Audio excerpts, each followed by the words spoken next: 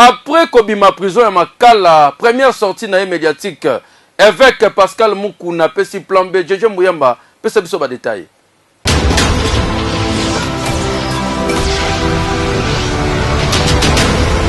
Première sortie médiatique, évêque Pascal Mukuna, et Salemi Bongo Mokola Lelo, après libération nae na prison et Makala, et Sika Bakangaki pendant 100 jours. Au cours ya show de presse, patron ya éveil patriotique, Abimisi Plan B naye, c'est-à-dire pas des élections sans recensement congolais sur toute l'étendue à RDC, pe à lobby que FCCND Bakangaki tia kotaki prison bongo. Et peuple congolais, il faut retenir les locaux moko ezeli à que Lukuta, Kokosa, Kosala ba montage, ba tricage, et ça quand même na souka. Ils ont voulu coacher moi si le bosso pour rien. Et ça la mamie Tibolonga n'a pardonné. Aza il loko mongote si ce n'est qu'amatamo il loko salabou. Nga problème na ngeze ki na FCC et non pas mamie Tibola zanan. Qu'est-ce que mamie Tibola peut disposer na makamnyon sous tel qu'il n'est salamion. Et là quoi? Donc il faut peuple congolais retenir le loko mongoke. Nga na zela ki prisonnier politique. Qui prisonnier politique. Au moni bande kunabiso ya FCC bazana moi retard ya makambo. Retard ezani ezali abazali koyeba que ndenge bazalaka kosala makambo ezo simba et que tile les eaux continuer bongo. Non, et loko nyoso ezakana ebandeli zakana suka. Et loko ngana kosenga ezali ba politicien bamuna mboka lokola moi boutique naye ou soit bilanga naye zalaka côté ya plateau de batike ce qui y a yebisi muto awa chance te songolo awa salabo pourquoi ce monde besoin sakana ndengwana c'est parce que bayeba ki keler besoin c'est le peuple congolais lo bakelo côté pour ça na bango ezai lo comme société pour ça na bango ezai pouvoir. Pour ça, tous se positionner, tous les sources, tout ça. Qu'est-ce que le peuple en bénéficie? Na moment tout ça, c'est quoi? Est-ce que les Kamomaloun de Massar, ceux qui connaissent Massar, qu'est-ce que savoir? Jouer rôle, il y a état de droit, justice, Makambuya solo, ceux qui sont allés en haut, le président Félix Sazana Opena Moutou, ça c'est marié. Ok. L'obéissance, c'est le contraire. Nana akolba que toke na kana élection sans recensement. C'est que ça mouyibi. Et loko yo zolinga zaka pouvoir ezelo comme soute. Pongana lo même que awe ezabo bozong sanan bande kwa l'état. Évêque Mukuna alaki kobanda ko sensibiliser population pour na commettre fin na système ya FCC na RDC pour selon évêque Mukuna Joseph Kabila Kabange nde azwa Congo na otage. Tozo talela, tozo zimele. Ekei! Ministre et environnement, pays et développement durable, maître Claude Nyabugabo. Asalaki ba déclaration que Joseph Kabila bazali ko préparer ko zonga naye na 2023. Francis Kalombo cadre ya la Mukape ensemble pour le changement à communiquer boye.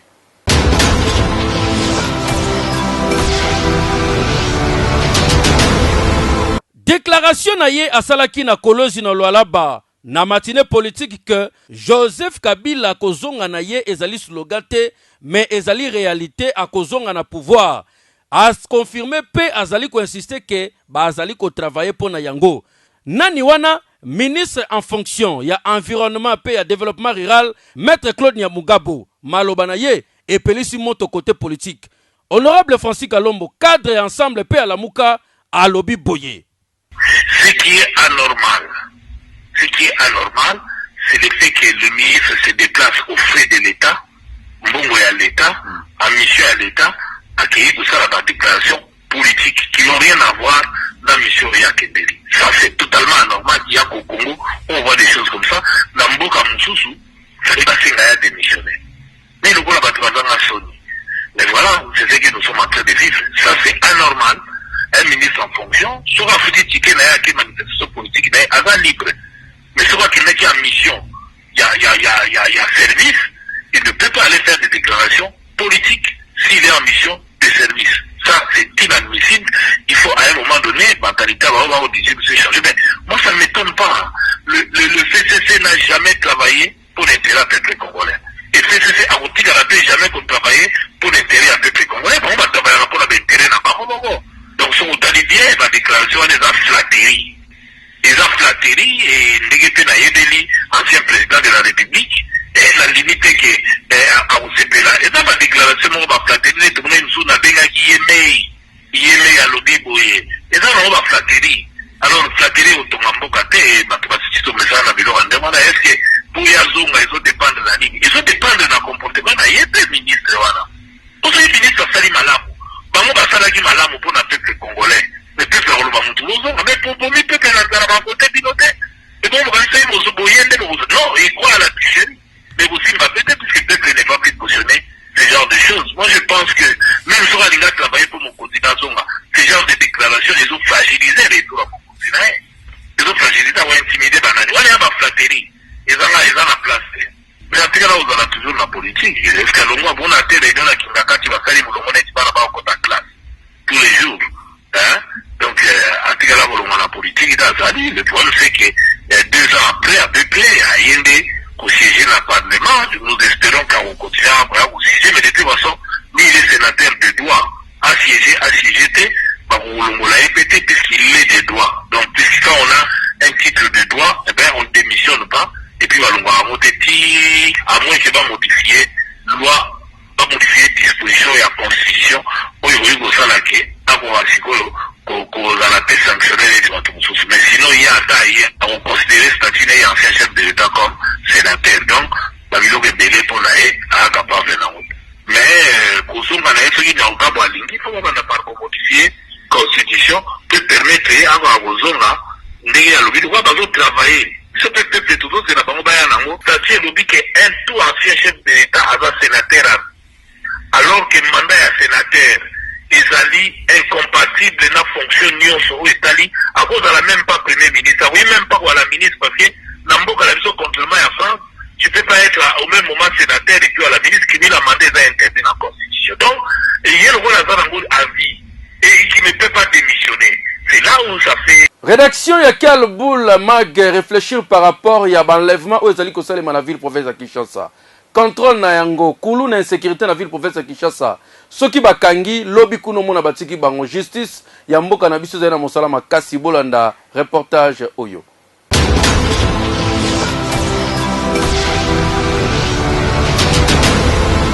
Situation ya insécurité na ville province ya Kinshasa ezali problème très préoccupant oyo ezali ko déranger ba habitants pe ba kinona ba kinoise nyonso totelema nanu na likambo etali bongo enlèvement na mituka bokoyo kondimate lelo bandeko ya basi ebele ba koma traumatisé po na komata na ba taxi catch surtout oyo ya jaune population ba subir ba action ebele ya mabe bana basi surtout bangonde bazali ba victime numéro 1 akomata na mutuka yakanisi bato bazana kati bazali bato malonga nzoka bazali na bangonde ba criminel to bato bazali ko botola bato biloko ba menacer yo sima bake ko bwaka yo quelque part depuis na quel boule mag tolobela ki yango réaction à la police esalemi ba konzi ba komi ko sala contrôle oyo ba kinwa bazali ko insister ke eumela po na kosilisa likambo oyo ya kokinapaka bandeko basi na ba taxi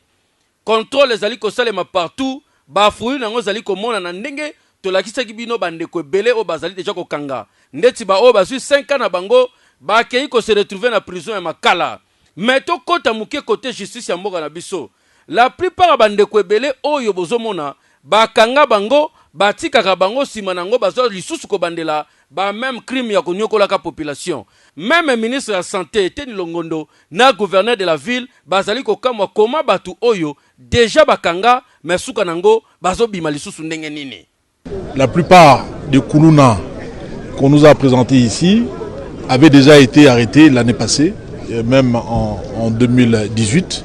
Ce sont presque les mêmes qui sont revenus. C'est-à-dire que la justice ne nous aide pas.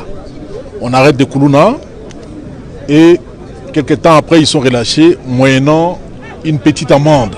Il faut bakangama basala boloko. Et puis aux alaté, neti tozalakawa o bakangira bango pendant une semaine et puis batiki bango non. Biso tokolande ya makambo wana parce que o wana eza crime. Bango moko pe bandeko bazo continuer kosala makambo mabe na Kinshasa, boyoka nde ba confirmer que effectivement bakanga bango mais bazo bima comment. Bon, batiki un matin qui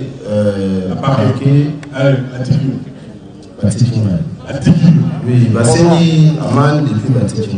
Mais chauffeur la bouvaki. Situation oyo il faut interpeller makasi ba kondina biso ya justice. Mokonzi ya mboka Félix Antoine Tshisekedi asenga ki bongo état de droit et comme bongo effectif na ville province ya Kinshasa pe na Congo mobimba. Mais bato e basali mabe, ba preuve ezali pe bango mo bazo témoigner makambo nyonso mabe basala. Comment bazo kota na prison, bazo bima ndenge nini? Et puis ton bazo bima, bazo continuer toujours ko zongela makambo mabe. Côté ya bakuluna na côté ya kwanlevaka batu na kati ya ba taxi bis. Na Congo ezalaka nini? Yango tozo senga na bakonza la police.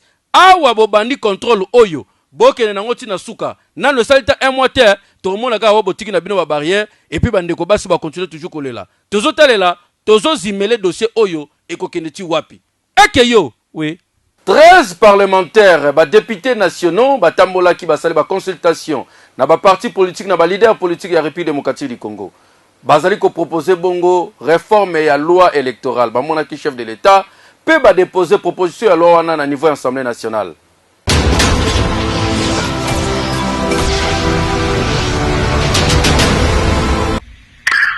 Je pense que la question que tout faut pas se poser, est-ce qu'il faut réformer la loi électorale, la mission surtout, c'est oui. La réponse est oui. Et oui, parce qu'au vu de l'élection, tout ça, tout le monde est ma faiblesse. Autant la que si les lots, tout ce qui a fait, il y a un si les autres toujours ont un résultat bureau de vote par bureau de vote, ma bombe a réédité ça la wapi, ma au salon encore pour le bélo côté. Donc nous assistons à des choses inadmissibles. Voilà pourquoi il faut pas réformer, pas adapter de manière à ce que ou bah ou jamba la ciment et voir aucun des biens. Mais non seulement ça, mais c'est des hommes aussi et les femmes. L'homme doit comprendre qu'il est grand temps de travailler pour l'intérêt général et non de travailler pour l'intérêt national. Je pense que l'idée à réforme est soutenue par tout le monde. Sauf pas insensé, bateau baliki mbokate, et bien on va réformer ça dans la tête, on va continuer toujours dans ma cambo, toujours vivre awa, oyo, population poli, bateau bazo bibaka, bateau moussi va représenter on a institution alors que bazo na côte mon côté, na poids mon côté, ou pré opinion publique, donc on gère avec une minorité là, ça peut être que la dictature. Mais, la lobby, hein, et ça demande à mon ça c'est normal, et moi je pense que c'est une proposition de Balobi et qu'il faut et ça il n'est pas interdit à l'opposition à quelqu'un qui soit minoritaire que ce soit face à la proposition c'est donné à tous les députés même sur le plus important c'est l'intérêt du peuple l'essentiel basali en gros c'est parce que Balingi peut prêter Balingi volontaire peut s'exprimer dans la paix peut-être le moment venu à retirer ma conséquence mais ne rien faire c'est comme si admettre moi je peux que les encourager et tout et ça peut pratiquer la voilà moi parce que ne rien faire c'est cautionner au désolé quand même au moins va s'exprimer au moins proposer salami pour ne pas avoir le salarié proposition d'elle parce qu'il devoir là-bas l'essentiel des populations va vous soutenir et en gros majorité vous avez la majorité on est la majorité artificielle fabriquée de toutes pièces salami et la majorité dans le monde a conscience que la majorité on va pas aller voir les élections puisque vous avez vu que c'est pas quelle élection peut être alignée dans l'autre. Alors, c'est-à-dire, il va imposer ce qu'on appelle la dictature. Population à Kinshasa, côté na bango pe batikali simate, ba réagir par rapport ya proposition, ya ba loi, ya réforme oyo, ba députés nationaux 13, ba côté sa ki bon assemblée nationale, malgré bango nyonso ba yebi détail na ngote, mais ba communiquer pe mutu na mutape sa vie na ye.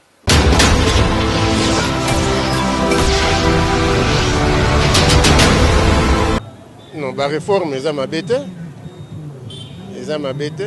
Mais il faut réformer sur quels sont les points où on va faire la réforme. Des tours, c'est normal, il faut faire la détour. pour que Moutounion soit vraiment à la rassurer que vraiment que c'est vraiment le président qui a été élu. Des tours, les hommes bêtés. Non, en cas où cette élection, le président a démissionné. Mais quelles sont les raisons? Il faut connaître les raisons pourquoi l'élection est salamité. C'est ça aussi. Parce que Moutouago a démissionné, ceux qui ont raison à pousser, ils sont valables. Ceux qui ont raison à pousser, ils sont non fondés. Là, oui. Non, nous sommes pour. Mais quels sont les points? Nous sommes pour les réformes. Bon, pour nous, nous sommes contre.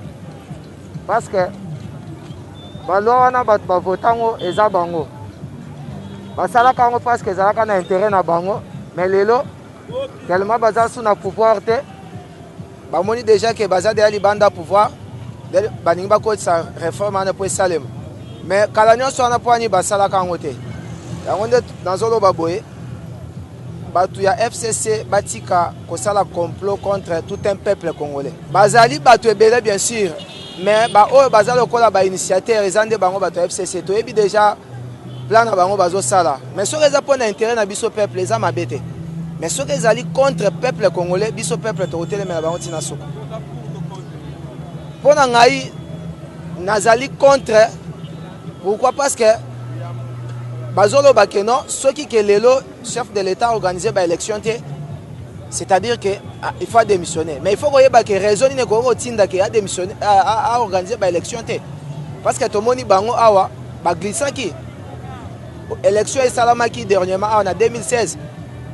Mais en 2018 mais élection inga ko salama en 2018 té. Élection faut salama en 2016 mais ba glissaki en 2018. Ba avancer peut ba raison. Tout comme peut lelo et comme le président en place azangi mo ça ba élection. Et ce que à ça là on encore wana ouais mais ce que ba raison est valable et continue de démissionner nde onyoso na loba ona nyoso na zana naza contre na yango oya ba 13 parlementaires naza contre yango na boyi yango ça ne profite pas l'intérêt du peuple, ce n'est pas à l'intérêt du peuple congolais. Donc il faut que ça na makambo ezali ko profiter intérêt ya peuple ti le londenge tozu pouvoir le peuple nous n'avons pas encore bénéficié ce qui est à nous. Alors, élection, que le peuple d'abord puisse bénéficier. Ce qui est bongo et que passé. Alors, pour nous souhaiter que cette élection est seulement, il faut ékende na tour moko kaka, to voter na biso, tour moko ozui, oyatikali, atikali na ye. Bon, pour nous, état que congolais, na moni normal, des tours, il y a élection normalement il faut détourner tout le monde en 2006 et ça la bongo normal mais pour na ba sei wana vraiment en tout cas ils allaient souhaiter parce que ba aventure ça ma trop na ba sei to lingi sei ils allaient mais pour na détour vraiment ils ça normal en tout cas mutu moko azana national moko azana provincial yemoko na présidentiel en tout cas wana vraiment ils ça normal il faut mutu moko postuler soit na national soit na provincial c'est tout. FCC mboka we eza FCCT eza ni cash eza ni lamuka mboka eza biso ba peuple congolais biso nde mutu to décider mais batiki plainte moko eza normal mais to kende bongo nde ba lobby ce ba omemango na ndenge ya bulu yeke wana nde simba te toza besoin de développement na mboka toza besoin ya aventure ya FCCT ou cash ou lamuka non toza besoin mboka ke liboso. Jean Bosco Kayombo, DG Asnel ayamaki bongo investisseur australien oyo bazali kobeta masolo énergie propre.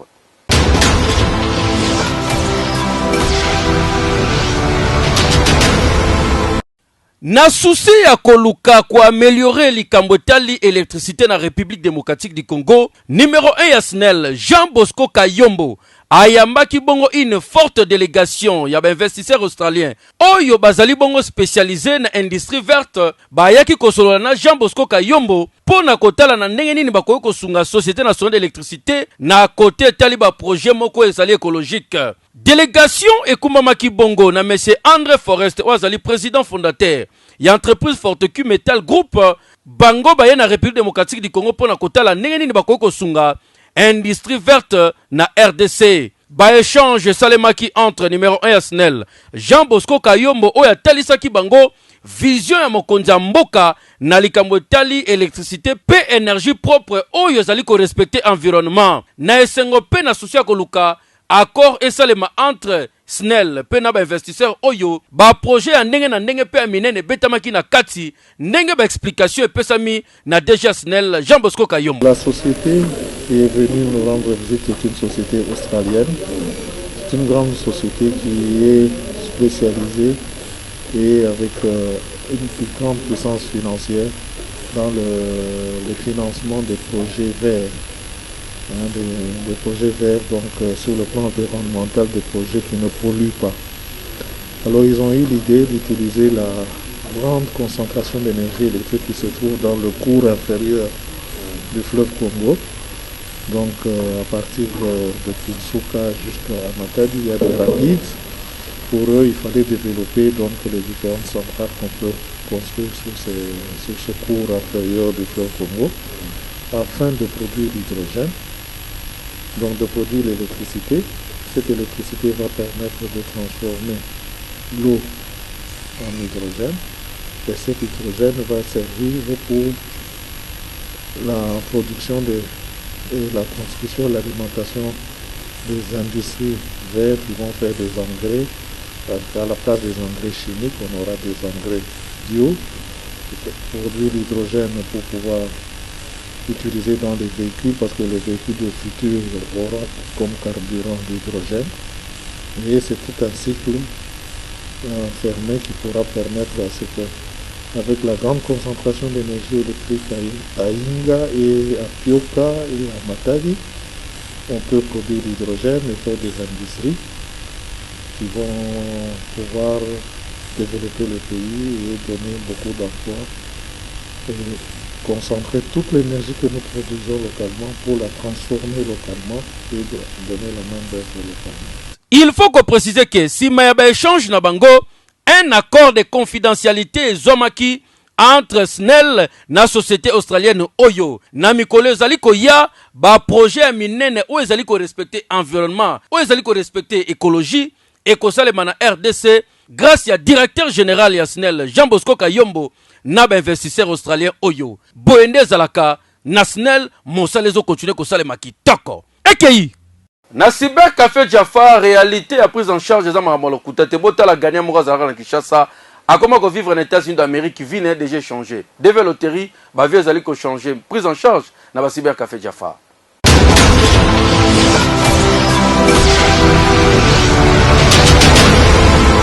Bana kini momone mwana ngai Simeon ndio batula ndaka tangu na utakini na kini na yoko kwa kena mapele yo yo mona bao ba iblo ngala mwasi ko ba mona na ukunda pia donc cyber café Jaffa kusana disco kaka nene to ebisa ya momoni biso wala kata cyber café Jaffa to la sabino ba preuve Simeon ebisa bana kini na bongo par rapport à bana kini donc kande bomo na ngai grâce à oyo komona ndana ngai papa Jaffa mutana menga awa komi nasali msala na ngai oyo donc tembezate donc asali 10 mois asali 10 mois na kati ya États-Unis tindenge bomona eko donc la sabino ba image na itango ayaki tango toyaki na ya na kati ya États-Unis après 10 mois après il aussi na bomona do vivre kitoko donc très bien na bazosuna kana nene toyokanaki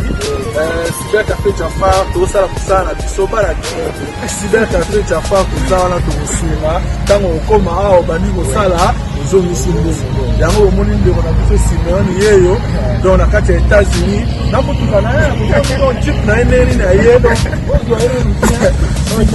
na jeep oyo oyo na Congo atokai kosomba ngo te na awa donc voilà ezaka bapreuve oyo tolakisa bino ke donc cyber café Jaffa tozopesa bato toza kosunga jeunesse toza kosunga bato base développer rapidement étant jeune oye na kati ya mboka ose développer rapidement donc soki na biso ezalaka bacongolais bajeune baétudiant oyo bazotanga tolukaka teke po moto okoma na mwa politique okoma papa okokota na bapolitique ube ndenge nini mais étant jeune toza la possibilité wana ya koya na wana mboka oyo na kati ya États-Unis po se développer rapidement oyeba mpe kosunga mpe bandeko mosusu na Afrique wana na Congo na biso oza na bafamille oza na baninga oza na bandeko ebele oye mpe kosunga bango donc En tout cas, ça peut pas quoi au cœur. Quand on a un petit peu, on a un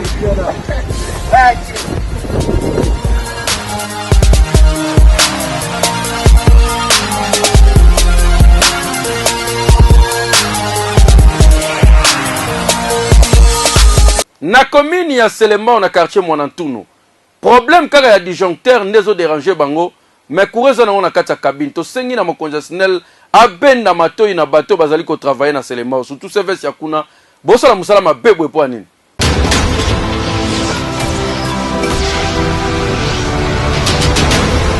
Ndenge bozali komona population oyo batomboki boye ezali bongo bazali ko réclamer courant po basali plus de 2 semaines bazala kaka molili yango baye kotumba bapine awa liboso ya cabine oyo alimentaka bango na courant. Tozali bongo na quartier Mwanantunu na commune Selembao, population balobi courant na kata cabine ezali na yango kasi problème ya disjoncteur koma ekokosa la 3 semaines bavanda na molili nde bazali kotumba bapine boye bafongoli cabine bakoti babandi kotala tala kasi lokola bayibi mba courant te elo osimba te babimi ba communiquer boye.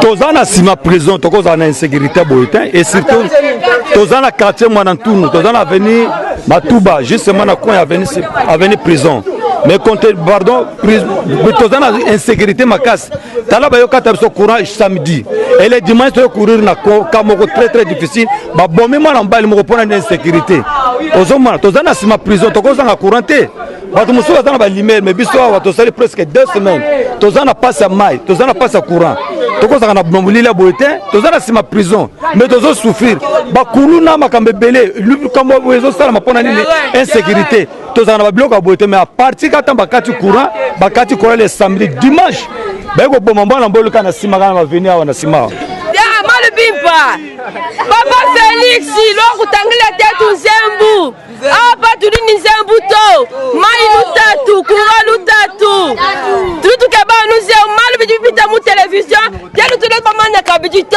équipe mbastel bazo travailler na sous nini ya prison ya Makala tozana problème ya courant awa donc courant awa moyete tosali de 2 semaines sans courant donc cabine ndeza bo courant za kati courant za tension zali mais courant quartier mobimba o ya prison courant za te Nicolas a disjoncteur et là on va disjoncteur on a valeur sur il y a 200 sur il y a $300 bakonzi ya SNEL population ya quartier Mwanantunu basengi na bino eloko se moko bo meka kosala nanu eloko bo bongsela bango disjoncteur courant zonga pona cabine courant za nango moteur ezolela kotika bango boye insécurité komi awa pas moyen na population tokosenga na bino bozali na autorisation to pe habilité te ya kokota na kati ya cabine ya SNEL po botala bino moko ezali danger makasi kanangi wele mvimba okufi balelu ebele eza normal te kofongola cabine kokota na kati 6600 volts ebikisaka te ekei tête passante ya makambo tali bongo viol o esalemaki na ba infirmière mibale na Kiseso bakangi général Mbinzo ndenge babengaki kote kuna population basepelaki po basambisi elelo.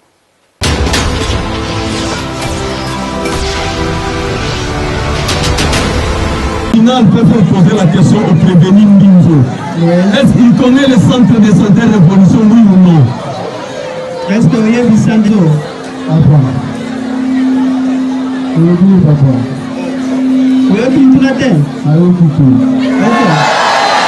Motobana Kisenso babandaki kozela yeyo général Mbinzo kombo na ye ya solo ezali osadi mangiti beni me na komi na Kisenso babandi ya bakuluna babengaka ye bongo général Mbinzo ye soka kute na akorati te akosepelisa yo kondima te devant tribunal o ezali kosiéger en foraine na procès monene na makambo etali bongo des infirmières oyo bazalaki violé centre pe servant monteur ya makambo nyonso population Kiseso balobe ezalaki nde ye général Mbinzo.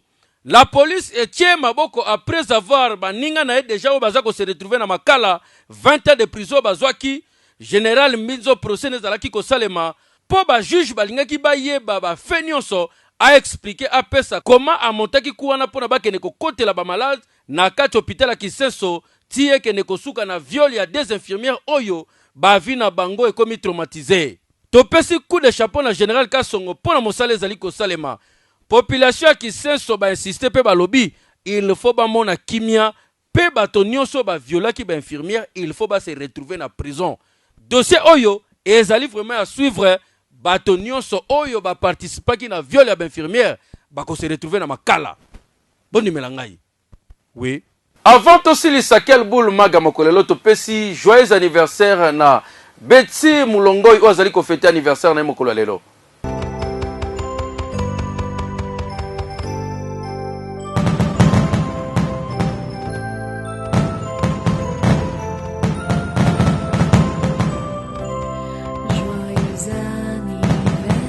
Boko ko imaginer te plaisir nini ezosala nga ya koyeba ke bozozala ebele devant ba poste téléviseur na bino na ba YouTube partout pour na kotala bongo quel boule mag. Merci pour la confiance. Oh bozosala biso toza wana pour la promotion pe ko pesa bino ba actualité zali koleka na République démocratique du Congo botika na kimia. Bye bye.